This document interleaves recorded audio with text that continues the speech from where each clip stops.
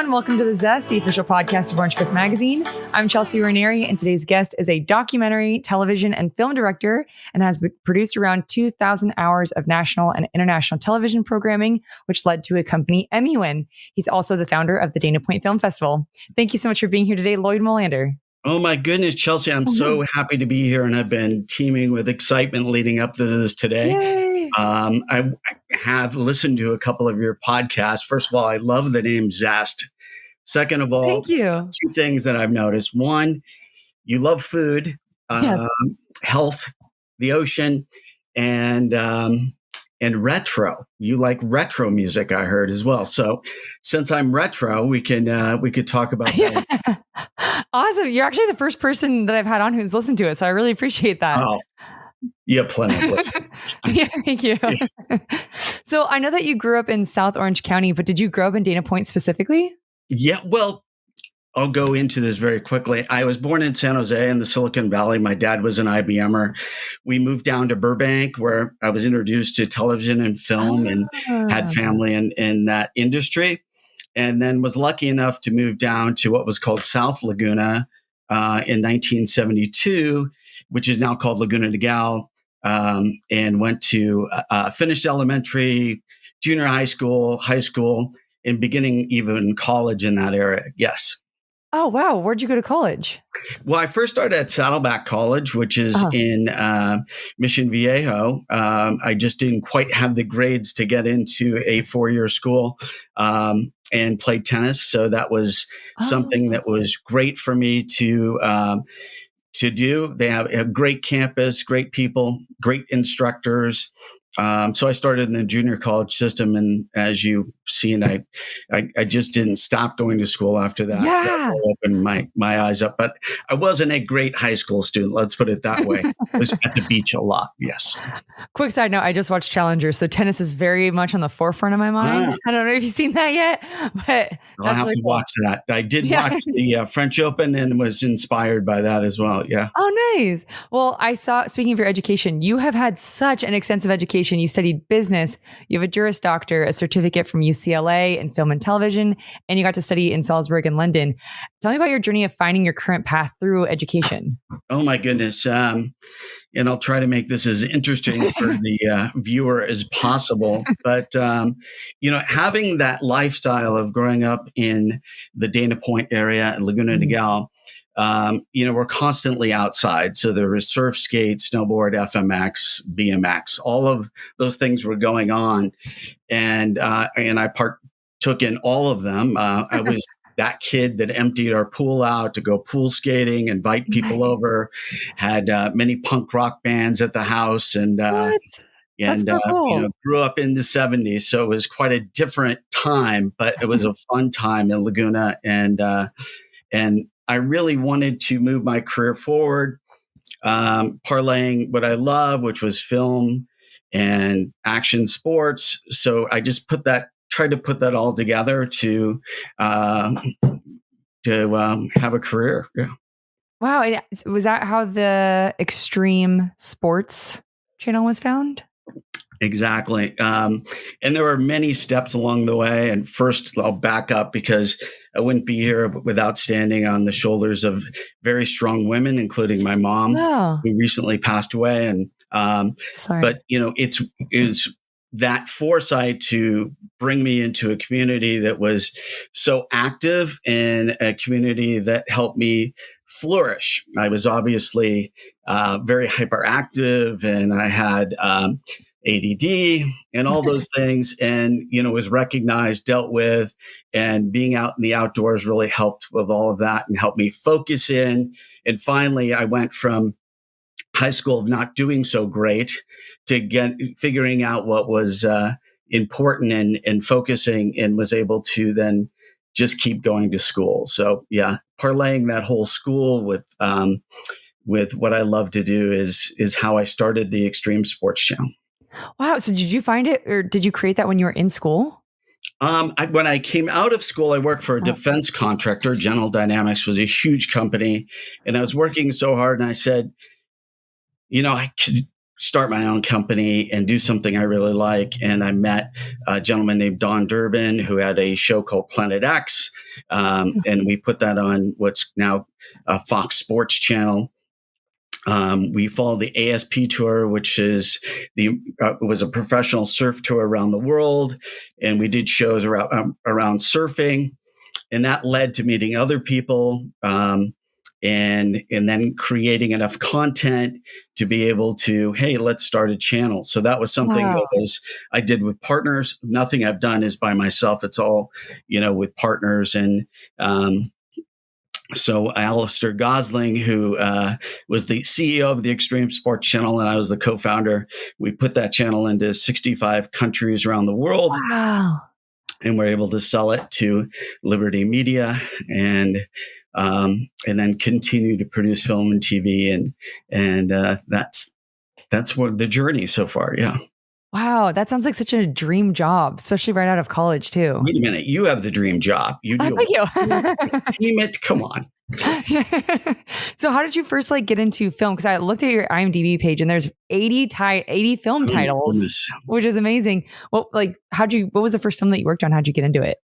Well, the first thing is is action sports. I traveled around. We were able to get stuff on television, and I did far more TV than I did film. Although I love film and I love documentaries. So then I started to work on some indie films. I tried to do one a year. It didn't happen, but that's my goal, is to continue to try to do at least one documentary or one feature film a year. Recently I've produced a film. I don't know if you know who Matt Rife is, the comedian. But we did a film called Don't Suck with Raja Collins being the director, and Raja and I had worked together for a long time. So, it's an eclectic career, to say the least, because I have the action sports side, and then I have this desire, and it gives me passion to, produce film. And then documentaries are all about, trying to make some kind of impact or social change. And so that's really near and dear to me too, is creating documentaries that you look at documentaries as impact rather than profit, right? With a for-profit company, you're always looking at, what is our return on investment? And with a documentary that has some kind of cause to it, for example, I did one called "Do You Dream in Color?" And we followed blind high school students around for 3 years and tried to show that and normalize and make people feel comfortable with being around blind people. Yeah. And that one was the most meaningful to me of all the stuff that I've done so far. So, I was going to ask. Oh, sorry, go on. Go ahead. Oh, I was going to ask if there was 3 films that you wanted listeners to watch of yours, which would it be? So that one, I'm assuming, is one of them. Yeah. Do You Dream in Color is great. The spookiest is The 6 Degrees of Helter, Skelter. And we did a documentary about Charles Manson, and we followed in his footsteps. So, you look at the two and they're very, very different. But, it's, in this brain of mine, there's a lot going on. So, I try to get involved with things that I'm passionate about, want to learn more about. So I'd say those two, and go see Don't Suck. But that's a good movie with Jamie Kennedy and Matt Rife. Yeah. Oh, very cool. The Charles Manson aspect, I listen to so much true crime podcasts and movies and stuff like that. What is the Charles Manson one about? That is just walking in his footsteps. And we went to every location that he was at and interviewed people. We didn't interview him, but we really got into the story of, what happened the day of, what were the details. And the precursor to that documentary we did was Dearly Departed. And Dearly Departed, there are 2 documentaries on the tragical history of Hollywood. And we did that with Scott Michaels, who owns Dearly Departed Tours in Hollywood. And it just fascinated me, because I've got the beach side, the action sports. And then, I was approached by my producing partner, Mike Dorsey, who's just a lovely guy. And he said, let's do this documentary on the tragical history of Hollywood. And I said, I don't know how that fits into this narrative of surf, skate, snowboard, but he convinced me, and he did such a great job directing that and captivating the audience that, there's just a real hunger for that kind of information. Yeah. So, I'm going to watch that one. That sounds really good. Most of your documentaries are, or most of the films that you've produced are centered on oceans. Is that right? I think most of them are around oceans. Yes. I mean, if you had to total up the things that I've done, it's, surf is a big part of that. Uh-huh. My other documentary, the third one I would have you watch, is called Rising Tides. And it's really a look at what's going on with the environment and climate change and all those issues. But it's looked at, I like to look at things in a non-political way and try to do impact everybody, right? Because there's some people that will, if you do it too left, then the left just watches it and the right doesn't learn about it. So if you do something too right, the right will just watch it and the left won't. So if you do something that is takes out the animus and political part of it, then you could really make some progress. So that was the goal, and that is to create something that would be interesting to everyone rather than just one side or the other. Right. That seems like a hard line to toe. We actually did a issue a couple of years ago on climate change or how our beaches were being affected by climate change in Orange County. Right. And I think it's Dana Point or Santa Clemente, where the water has just completely washed away so much of that beach. Correct. Yes. Yeah, it's scary. And then they say like king tides will eventually be just a normal tide. Right. Which is, I can't even imagine. And, it was put to me this way, that we're on this spinning rock, right? That's spinning around, and there's molten lava in the middle of it. So there's going to be some kind of change going on. It's fun. We don't think about that every day, about, the world's changing. And so I was able to, in that documentary, interview about 100 scientists. Wow. So we got just all of this information and data. And we're going to do a sequel to that to see if some of the predictions everybody had came true. But, things like that fascinate me. So that's, you've inspired me to go do more documentaries. There you go. Yeah. Was interviewing those scientists, were you more optimistic or pessimistic after hearing everything that they had to say? I think, what I took away from it is don't buy property right on the beach. Right? Don't buy a home right in the middle of surrounded by trees. Oh, right. I have a house in Incline Village in Lake Tahoe. They've thinned out the brush a little bit to make it safer to live. But, there's certain places that we weren't meant to live, and, nature takes its course. So, they're going to be, there's mitigation to some of these things. So that's the positive side. And I think in the documentary, it came out on the positive side that there's things that everybody can do to mitigate some of these effects. So, which I feel like helps to know that there's something that you can do, something that you can control a little bit. Yeah. Yeah. What inspires you when you're coming up with new ideas for film or TV? Working with good people and having a good storyline. I mean, everything is about story. I mean, anybody can tell a story. If you have a camera, you can pick it up and be a filmmaker. But you have to have story. So learning about, what captivates people and what you're passionate about are things that I look at. And again, it goes back to a good group of people. I love to keep producing with the people that I've produced with before, because I know that I will get a certain result. And then we sprinkle in new people into that ecosystem. And then I, find new people that I can expand out to. But having good people, good story. I love that. Obviously a way to fund it, which is, the other thing. Right. Do you have any favorite Do you have any favorite behind the scenes memories?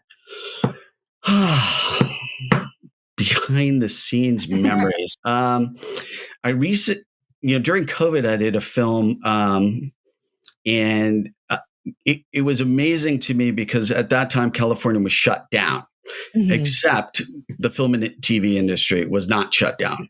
So I remember I was in New York area, and I flew back to Burbank to go film this thing, and I get on set, and I'm obviously the oldest person on the set. We're all wearing masks, and I'm like, is it really worth it? Am I going to die over making this film? Yeah.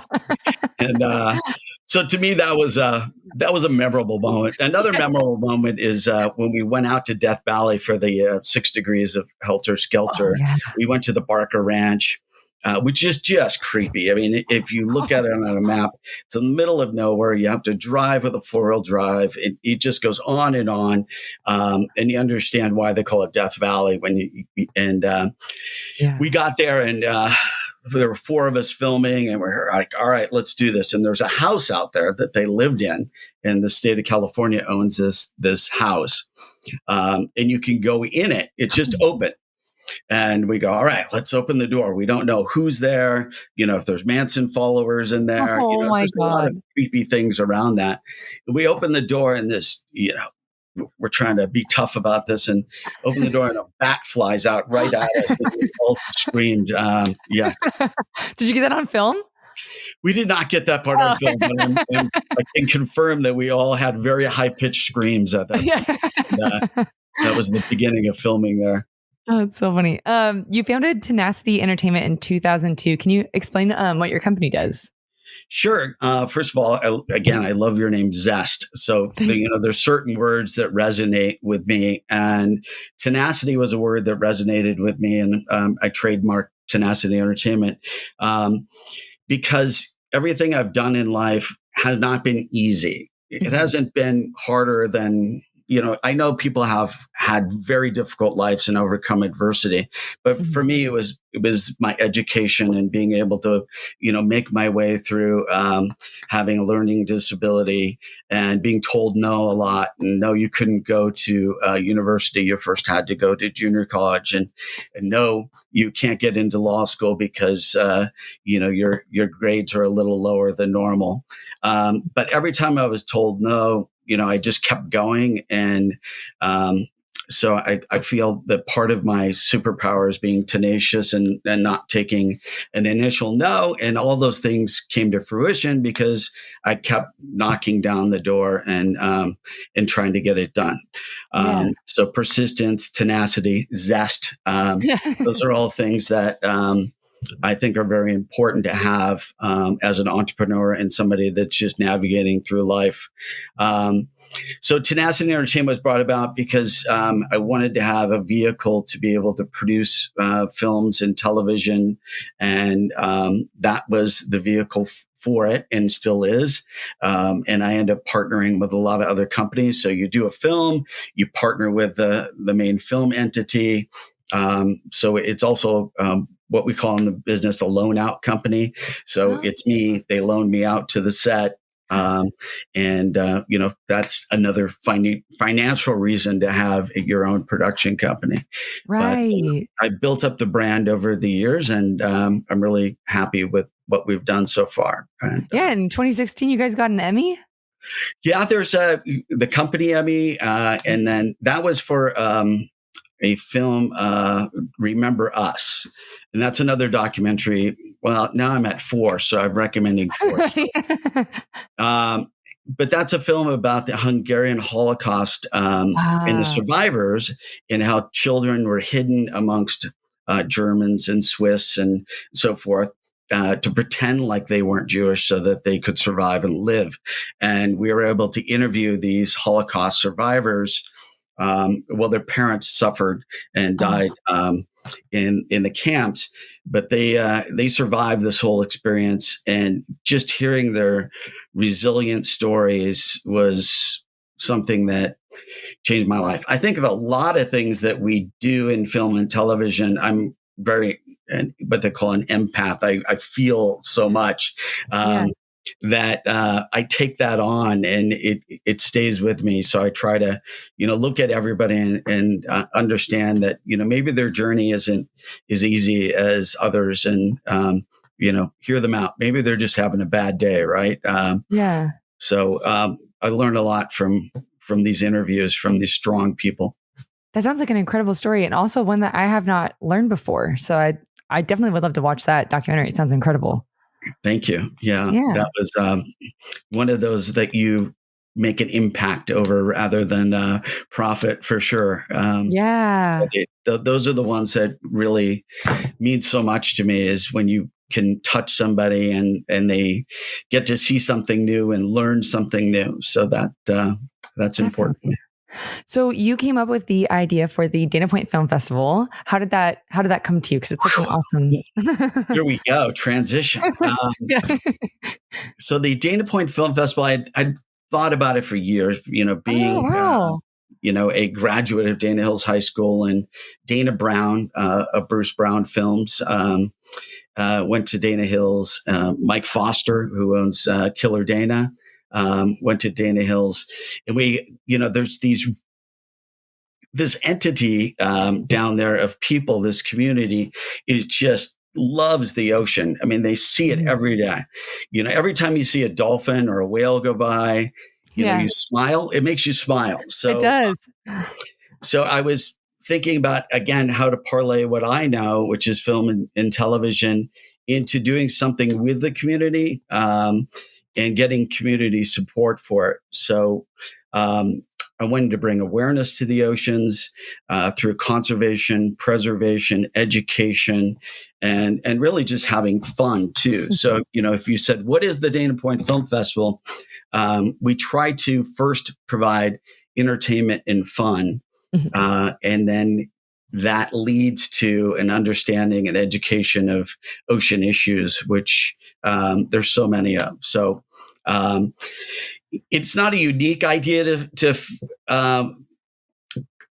start a film festival. It's something that I just felt was needed. I looked at Dana Point.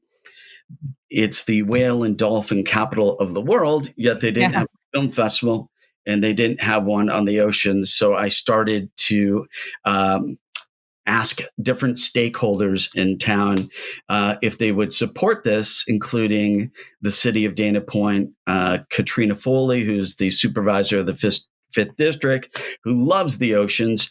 And they all said, this is a great idea. Let's do it. We'll support you. And without that initial support of the city and the county, and then the community and the art ambassadors of Dana Point, Maria Elena Banks and others, it would not happen. Definitely. And what do you think the benefit of having this type of event for the community is? Well, I think the benefit for the community, and this community, by the way, has events almost every week. So they're a little spoiled, let's say. No, they're super lucky because Mike Killebrew, who's the city manager, and Kelly, the assistant manager, they just make sure that it's stacked with events. And this community just gets out of it the ability to go down to the ocean, see films on the beach. And also we have other locations where we're showing, serious documentaries about the ocean, and then some really cool surf films. Because Dana Point is the epicenter of surfing. It's where the shaping world started. It's where the publishing world started for Surfer Magazine and all those things. So it just makes sense to have a film festival there. And this year was great. We had a really good time. I actually didn't know that's where shaping started and Surfer Magazine. That's awesome. Yeah. But so you guys offer a ton of free events as well. And this year you had one hosted by Volcom. How did that come about?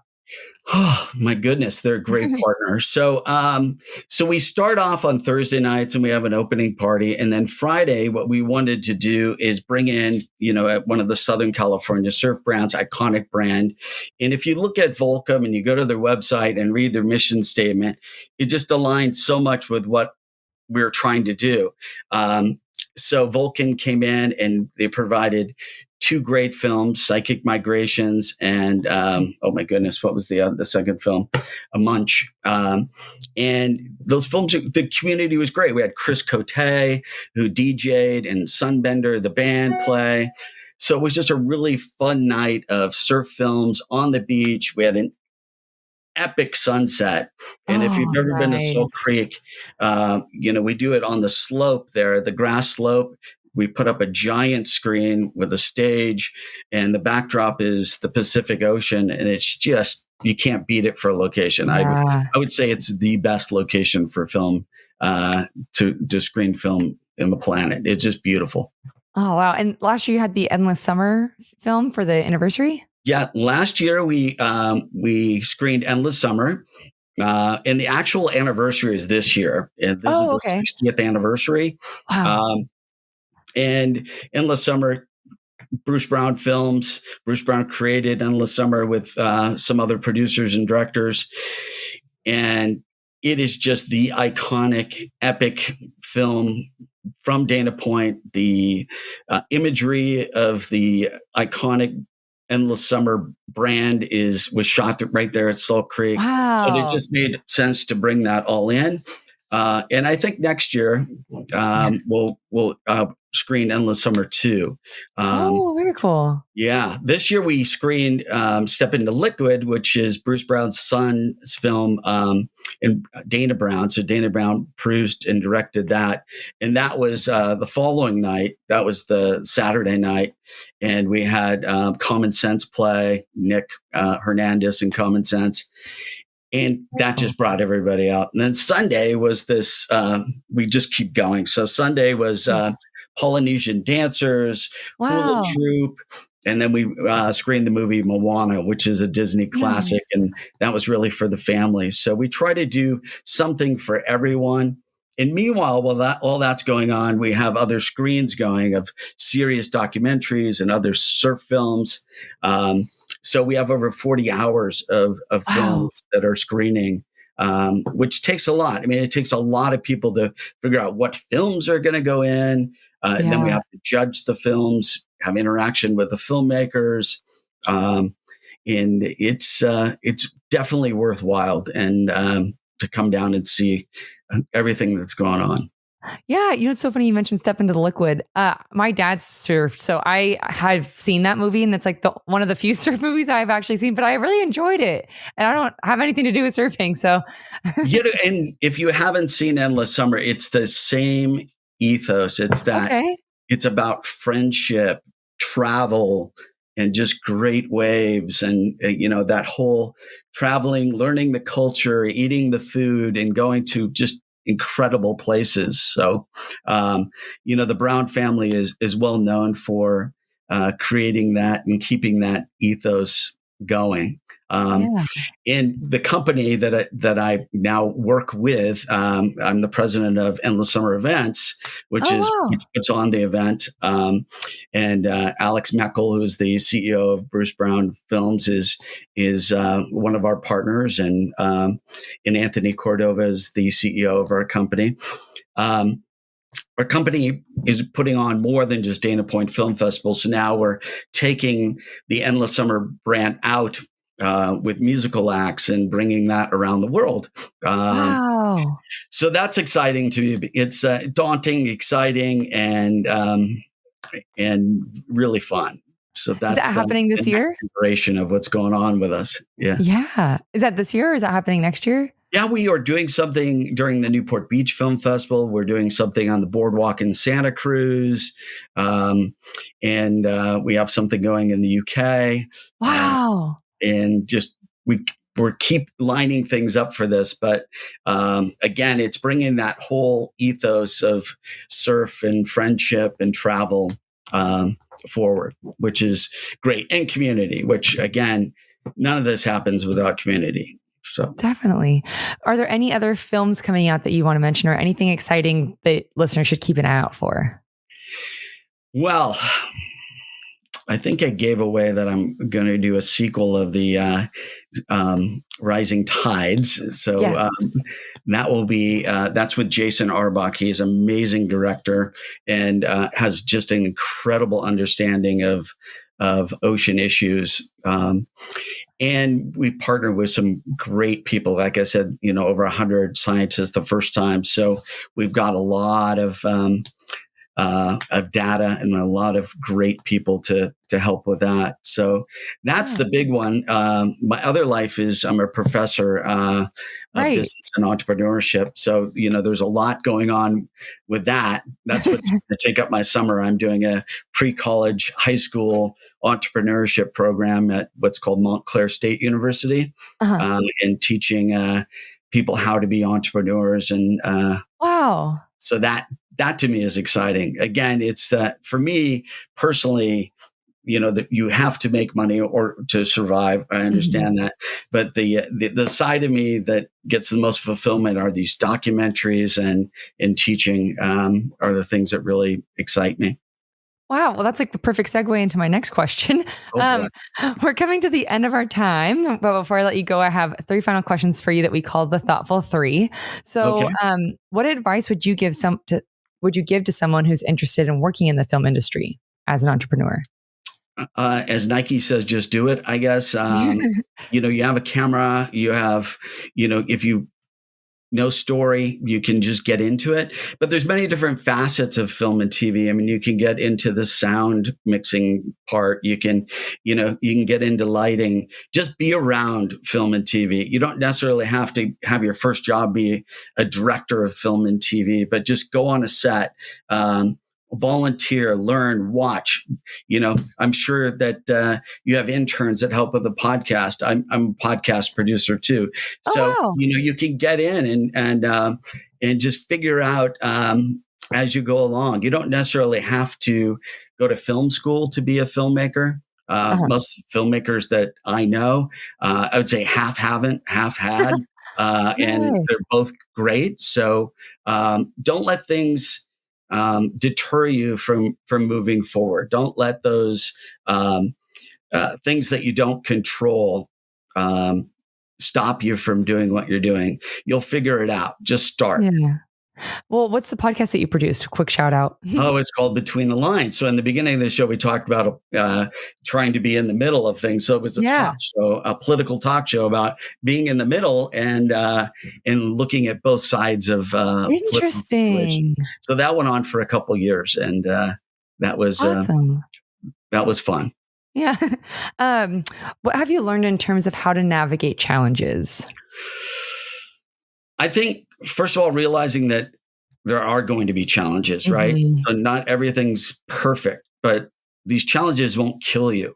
And right. So you have to you have to take that anxiety out of it and just move forward. If you don't know something, if something's unfamiliar to you, make it familiar and go research it, find out how you can do it.